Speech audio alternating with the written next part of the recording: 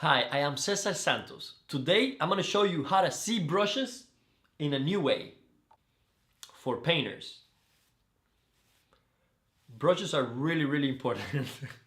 No, but seriously, after this video is over, you'll be able to recognize and go to your pile of brushes and get the best brush for whatever you're painting. Plus, I have a special guest coming to give me some insights about brushes.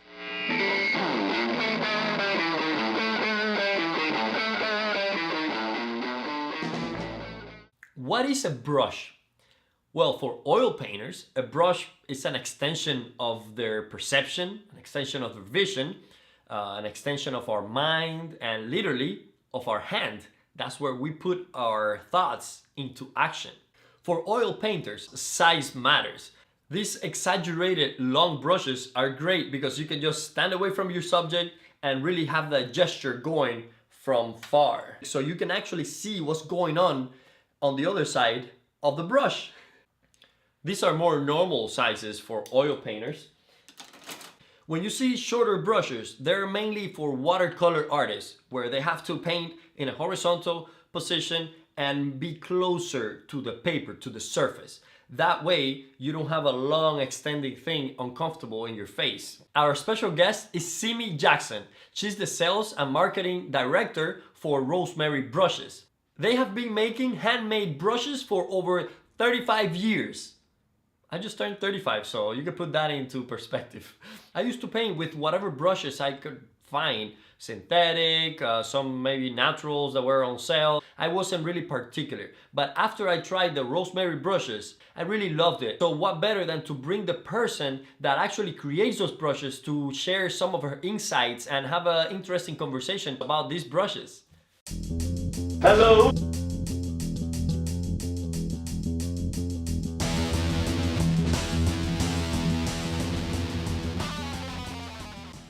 The thing is, it's hard to really explain shapes and hair at the same time. You've really got to think about your fibres and your hair first, and then the shapes of the brushes, so it's really key. Let's divide the brushes into two categories: the synthetic ones and the natural ones. Within those two types, there are so many different variations in shapes and form that can be used in different ways. I did the whole program at the Angel Academy using only synthetic brushes. They were cheaper. As long as you get good quality of those synthetic brushes and you know when to use them, they can work perfectly fine. Synthetic starts off white, and when you dye it, it changes the temperament.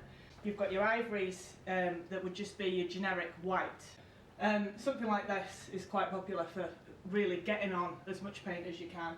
Go into your synthetics even more. The green ones, we dyed them, they look a little bit black under this light. The thing you've got to think with synthetics over anything else, they're inexpensive, but they're usually easier to clean. Synthetic brushes come in different colors. They start white, but they can have many other shades, and you can actually feel them to see if they're soft or harder, to be able to use it in different stages of your painting. If you have access to synthetic brushes and natural brushes, always try to use the synthetic ones for the beginning of the painting. That's when you are more abusive and more broad and rough, and these synthetics can be the best for that use. Natural hair are the best option because they grab the paint in a better way. The reason is that the hairs have splits at the end, and these tend to grab more quantity of paint and drag the paint better on the canvas. When I use the natural hairs, I rather use the white hair. This is a hog hair for the rougher stages, the rougher areas of the paint where you're gonna be adding more pressure to the brush. And I use the sable hair, the sable brush, to the final layers. When I'm doing my second painting, that's when all the paint is wet, and I'm actually gonna be more delicate when applying the paint with this brush. So this is a more expensive brush than this, and you use it for the more refined areas of the painting. To describe something like sable, I always describe it like a Rolls Royce. It really is. If you can afford sable, go for it. But my God, the marks you can get with sables. Whether you use synthetic brushes or natural brushes, always make sure that the brush is a good quality. You can have natural brushes that are great quality and also bad quality, as well as synthetics that are poor quality and also great quality with synthetics. Actually, some synthetic brushes can be better than some natural brushes. That's why I trust Rosemary brushes, because I know they're gonna perform the way I want the brush to perform. A little tip for you: when you go to select a brush at the store, just make sure you grab the brush and do some pressure on it as if you were painting, and make sure that the bend is towards the middle of the brush, not towards the tip of the brush, not towards the ferrule of the brush, but mainly that the bend is towards the middle. That means that the brush is nice and balanced. Now, regardless of the type of brush you use, there are many shapes available to us that we can use for a specific area in the painting. Each shape will direct its natural form and will help you or influence the way the paint is applied on the canvas.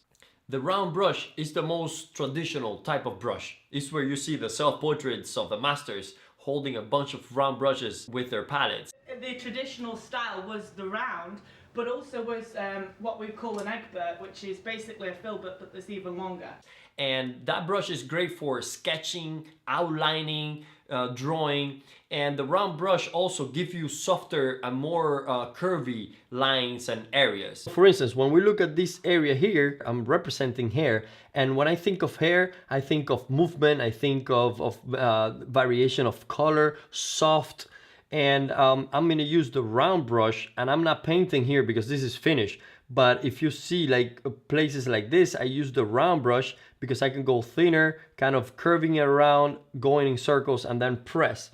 And that's what you see around these areas here. You can also fill smaller areas with this brush because you can actually start with the point and then change it around and make it as broad as the brush is. So all the strokes here, we can see that it's made with the round brush. And that's how you get the softness and the thinner kind of variation within that area. The flat brush allows you to use bolder brush strokes. Since it has such a defined edge, it's great for edges and straight lines. The easel is made out of wood, it's strong, it's straight, and it has a lot of angular changes. So I select the flat brush for doing this stuff because I can go and paint the edges of the thing with the flat edge like that. With a flat brush will create a straight line. So all these areas were easier for me to paint them with the flat. Depending on the size of the brush, it can be used for wider areas and also to apply impastos on the paint. It's a very strong brush, and it's the brush that we all use for varnishing the painting. The bright type is of great use for application of thicker, heavier color. It's a shorter hair and a little bit rounder on the sides, and that is a great brush for bolder, rougher application. The rigger, as you see, is a very thin pointed round brush that will be great for doing details. So around the lips here, you can see all these lines were made with this small brush to do details in the eyes, maybe some edge, some line work. So it will be great for smaller details if you need to go into smaller areas. The filbert type is a dome shape and it's great for blending and also for softer, rounder edges. If you turn it on the side, it's so thin that you can imitate a round brush, and also when used just flat against the canvas, it can reproduce the look of the flat brush. Well, the thing with filberts is, filberts, you know, the oval kind of shape, a dome shape, but you can get more pointed shapes like that.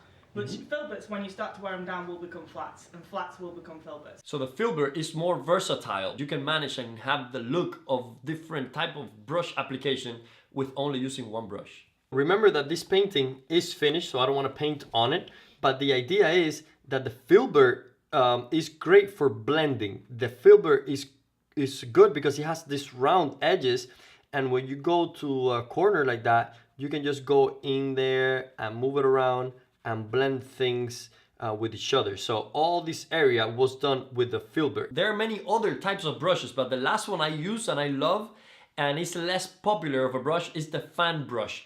Well, the fan brush I don't use to paint grass or to do little leaves on the trees or anything like that. But mainly the fan brush is a brush that I use for softening the brush strokes that I don't want to be catching light and reflecting that glare. For example, on the black area here, you can actually blend this a little bit more.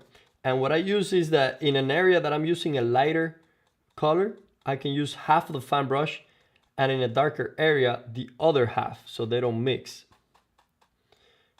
But the idea is that with the fan brush, you can really make all these colors blend and make them really, really soft and do a more improved Miro.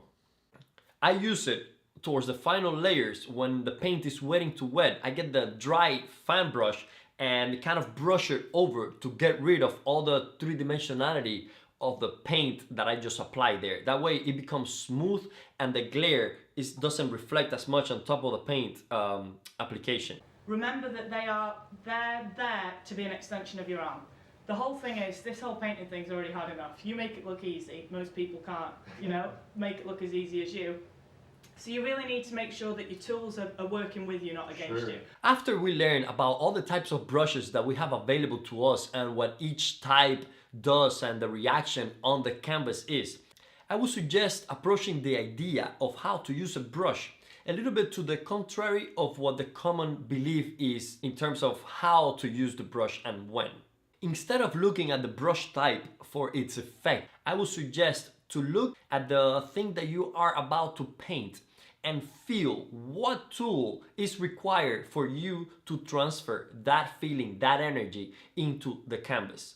I wouldn't go out there and ask which type of brush does what, because then that will become a generic answer. All type of brush can do all types of effect. It's more important for you to paint and experience with all the type of brushes you have there until you feel what each brush does. When you come to paint a subject, always feel the demand from that area. What is that area requiring? And you will be the one responsible for selecting the type of brush that will do that specifically. You want variation in the application, in the amount of paint you put on the canvas, and that is what makes it interesting too. The most important thing is for you to be connected to the subject you're painting, so you're the one responsible for selecting whatever brush in whatever scenario. The point is that you have to use many type of brushes and paint a lot so you can get used to what each brush is capable of doing. So the next time you need to paint an area, you will naturally go straight to the tool, to the brush that you need to solve that specific problem. Thank you so much, Rosemary, for making such a high quality brushes. Also, Simi, thank you so much for coming here and sharing your knowledge and the process of the brushes I use. And by the way I first saw your name and the way I describe it will be Brushmary Roses. Let's wrap this video up. Brushes come in shapes, the round, the fibra, the flat. Lucky for Simi that left before I started this wrap. For a more complete demonstration, there are my instructional videos out there that actually shows me painting and how I think about it. These videos are meant more to have a discussion about the theory of art and for me to teach you quicker elements involved in the arts.